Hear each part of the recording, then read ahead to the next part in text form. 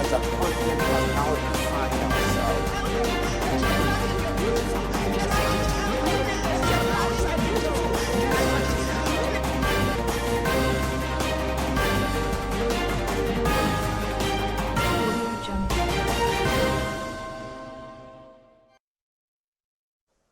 In the news, IPOB denies involvement in the death of Akunyili's widow Chike and 7 others in Anambra, says killings politically motivated.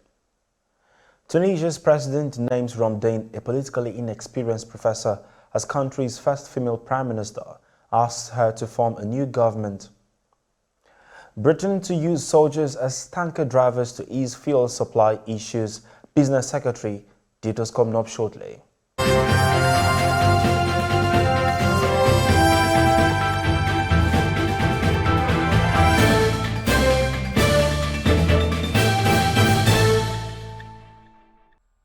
This is TOS Television, your digital first Pan-African news network. I am Merciful Ajinomo, and you're watching TOS News 360. The Indigenous People of Biafra on Wednesday denied involvement in the murder of Dr. Chike Akunyili, widower of the late Director General of the National Agency for Food and Drug Administration and Control, Dora Akunyili, and 7 others in Anambra State. The group claimed that the senseless killings that happened on Monday evening were politically motivated, stating that masterminds were taking advantage of the current situation in the region to unleash mayhem on their political opponents.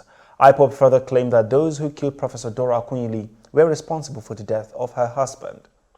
Kaduna State Governor Nasir El-Rufai has announced that he is set to shut down telecommunication services in Kaduna State over insecurity and has asked residents to prepare. Special Advisor to El-Rufai on Media and Communication, Muyiwa Adekeye, in a statement issued on September 7th, had earlier denied that the state government has no plan to shut down telecommunication services in the state. However, El-Rufai, in an interview with radio journalists on Tuesday, revealed that the shutdown will affect only local government areas sharing borders with the troubled Zamfara and Katsina state, where military onslaught is going and will be affected. Nigeria's Senate on Wednesday asked President Muhammadu Buhari to declare bandits as terrorists in the country and to wage a total war against the criminals, including bombing all their locations to annihilate and eliminate them. The Senate also asked Buhari to declare all known leadership of the bandits wanted and track them wherever they are for arrest and prosecution. These were part of the resolutions of the Red Chamber after considering a motion sponsored by Senator Ibrahim Gobir, representing Sokoto East, and co-sponsored by 8 other senators. Away from security to corruption matter, the Federal High Court of Nigeria has barred the Economic and Financial Crimes Commission from retrying ex-governor of Abia State and Senator Orji Uzor Kalu. The judge of the Federal High Court, Justice Inyang Ekwo, gave the order while delivering judgment in an application filed by Kalu, seeking an order of the court prohibiting the anti-graft agency from retrying him on a charge for which he had already been tried and convicted. The former governor was earlier found guilty and handed a 12-year jail term by the Lagos Division of the court for alleged 7.1 billion naira fraud from the state treasury. On education, the House of Representatives has approved the establishment of a University of Education in Benue State. The College of Education Katsina Ala is to be upgraded to a degree-awarding institution. The bill seeking to establish the university has passed second reading on Wednesday.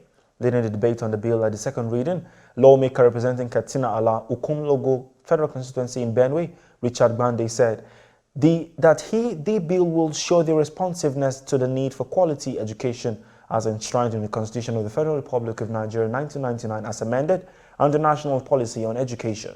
This is your digital first Pan-African news network, TOS Television, and you are watching TOS News 360. Africa, global and business stories. When we return, stay with us.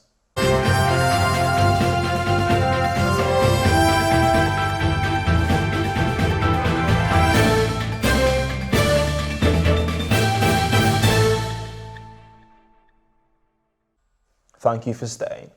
A politically inexperienced professor of geophysics who implemented World Bank projects at Tunisia's education ministry has been named the country's prime minister by President Kais Saied on Wednesday amid a crisis over a seizure of sweeping powers and dire threat to public finances. Najila Boudin Ramdane is Tunisia's first woman prime minister.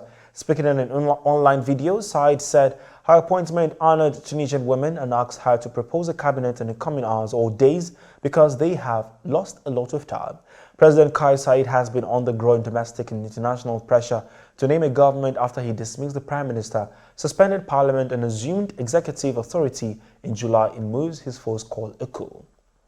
Egypt is pushing ahead with a new project to restore Cairo's historic but crumbling, sprawling 1,000-year-old World Heritage Site. The plan aims to revitalize and promote Cairo as a tourist attraction while the government prepares to move to a futuristic new capital in the desert. The government intends to renovate about 10% of the area in an initial 2-year phase and is studying proposals to create a single entity for historic Cairo's roughly 30 square kilometers. On the foreign scene, former Foreign Minister Fumio Kishida is on course to become the next Prime Minister of Japan following a race won to lead governing Liberal Democratic Party on Wednesday. Kishida succeeds Yoshihide Suga, who did not seek re-election after just 1 year in office. His first mission as Prime Minister will be to lead the LDP to victory in an upcoming general election. The new Prime Minister faces a range of tough issues, including post-pandemic economic recovery and confronting threats from North Korea. Despite Prime Minister Boris Johnson saying the fuel situation in Britain was improving, some 150 British soldiers will start driving tankers to deliver fuel in the next couple of days in a bid to ease petrol supply issues, the business secretary has said. Kwasi Kwarteng admitted to long queues outside petrol stations and some pumps running dry for the past few days. He, however, denied there was a crisis in UK fuel supplies and said the situation was stabilizing. Meanwhile, car use in Britain this week fell to its lowest level at 91% for a working Monday compared with 97% a week earlier, suggesting some drivers have reduced the amount they are driving due to fuel supply issues. In business, a budget report tagged State of States 2021 edition Fiscal Options for Building Back Better released on Tuesday showed that in Nigeria, it is only Lagos, Rivers and Anambra states that can meet their operating expenses obligations with a combination of their IGR and value-added tax. According to the report, states that rank high on its Index A have comparatively limited dependence on federally distributed revenue for their operations and are more viable with the capacity to exist as independent entities.